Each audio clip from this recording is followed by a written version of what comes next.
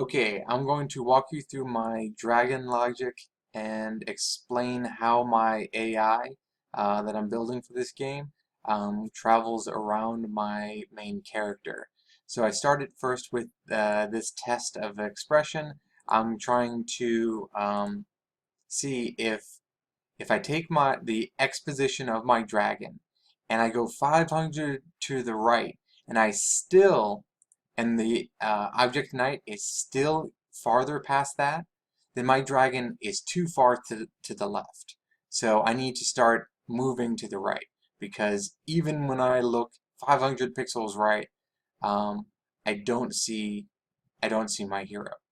So I'm going to test that first, and if when that is true, um, I will start going my horizontal speed.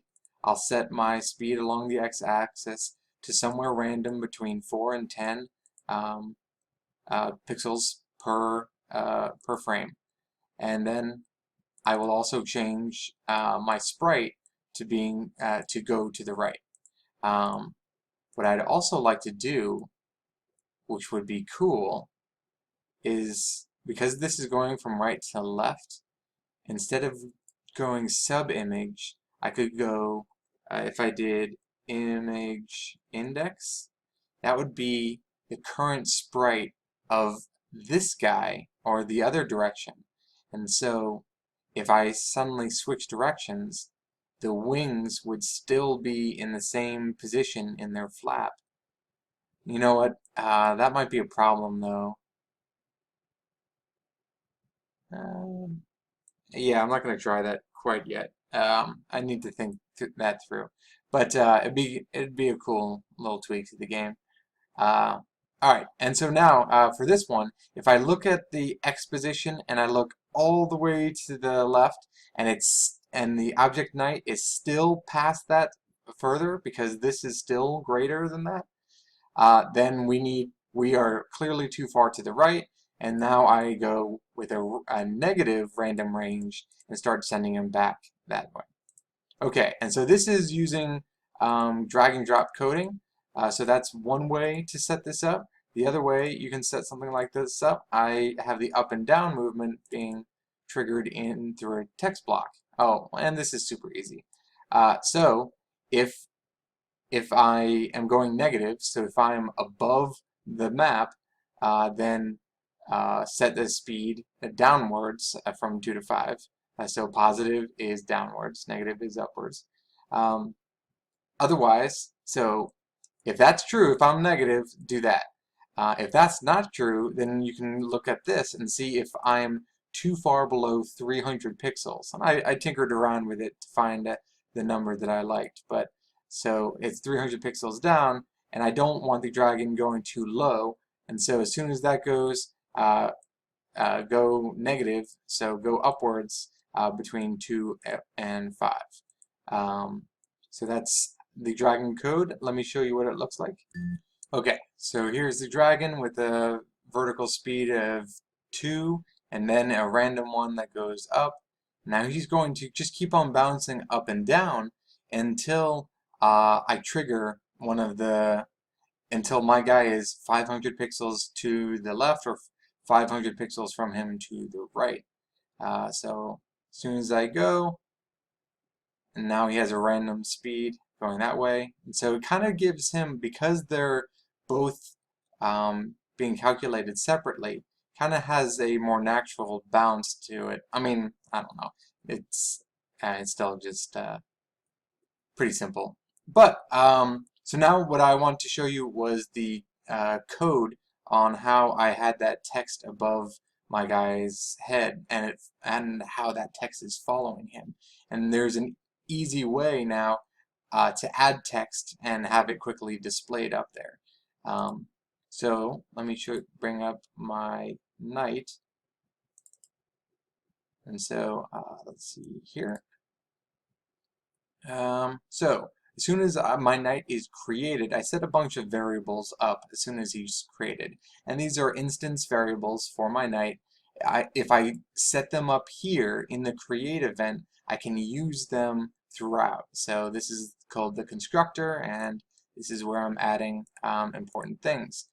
So what I'm doing in this block is setting a variable to let's go message block. So this is the container that I made that holds the message. So I'm creating a variable, and it's starting off with let's go. And whenever I create one of these messages, I also immediately create a timer on when to wipe away the message. And that timer is right here. And so it just clears the message block. I give it the room speed, which is 30 frames. So 30 frames times 5. And so essentially that's the speed of my room per second times 5. So it just means 5 seconds. Um, so, and now, in order for this message block to actually show anything, I have to make the draw event. Now, if you make a draw event, uh, it's overwriting the inheritance that all these objects get. And that means if you create a draw event, then it won't, sometimes I've noticed that it doesn't automatically draw your sprite for you anymore. So your nice sprite animation that you selected here, it won't automatically draw it because some things don't need that. And so it was built automatically with that property, but because you added the event, you're now overwriting the default draw properties. So all you have to do is say every frame, draw yourself. Pretty easy. And so I made this one. I draw text, and notice again the three-line comment. And don't let me see you make any code without that three-line comment. And all I'm saying is center my text, and then draw this text. And I didn't like its size, and I was having trouble scaling up the size of my font. So the way I did it is not the best because it makes it a little pixelated. So I'm still struggling with that. But I say draw the find the width of the sprite and have that. So the X position starts of my character. The X position is in the top left corner of the sprite. So it's the X position is not the middle. In order to find the middle, I take the top left corner's position and then I add half the width. Now that's the middle X period. And then I'll go up 40 pixels just to give it some space, and then display whatever's inside this message block, and then scale it up 2 times on the X and the Y axis. And this is what is this? Oh, rotation. Oh, which is totally cool because I can, when my guy gets hit or something, I can have this displayed at an angle or something like that. I don't know, but cool. So that's how what this is happening. And 30 times per second, this is checking to see if anything is in message block to be written. If this is blank, there's actually just a blank text box above the hero all the time, and you just don't see it, obviously, and until there's something inside this variable that has a message for you to show.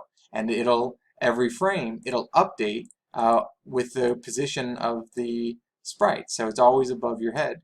It gives a pretty cool effect. Anyway, so I walked you through how I have the dragon auto-following my hero and bouncing up and down, and then this is also how I am displaying the text above my hero. And I'll do the same thing for my dragon, so that way I can have him saying like really adorable things. Cool.